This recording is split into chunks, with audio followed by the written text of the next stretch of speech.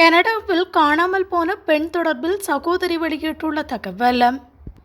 கனடாவின் ஒன்டாரியோ மாகாணத்தில் காணாமல் போன பெண் ஒருவர் 5 நாட்களின் பின் பாதுகாப்பாக வீடு திரும்பியுள்ளார்.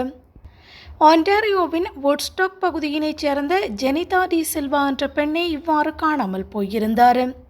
குறித்த பெண் 5 நாட்களுக்கு முன்னதாக பணி முடிந்து வீடு திரும்பவில்லை என்று அவரது குடும்பத்தாரும் நண்பர்களும் போலீசில் முறைப்பாடு செய்தனர்.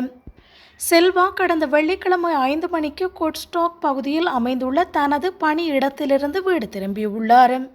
எனினும் அவர் வீட்டுக்கு வரவில்லை என்றும் அவரை எங்கு தேடியும் காண கிடைக்கவில்லை என்றும் குடும்பத்தார் தெரிவித்திருந்தனர். இந்த சம்பவம் தொடர்பில் போலீசார் விசாரணைகளை ஆரம்பித்திருந்தனர். இந்த பெண் பாதுகாப்பாக வீடு திரும்பியுள்ளதாக தெரிவிக்கப்படுகிறது.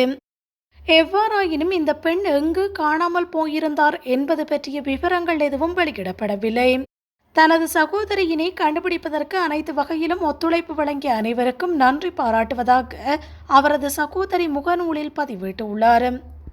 முகநூல் வழியாகவும் பல்வேறு வழிகளிலும் இந்த பெண்ணை தேடும் பணிகள் முன்னெடுக்கப்பட்டிருந்தமை குறிப்பிடத்தக்கது. தற்போது இந்த பெண்ணை தேடும் நடவடிக்கைகள் ரத்து செய்யப்பட்டுள்ளதாகவும் அறிவிக்கப்பட்டுள்ளது.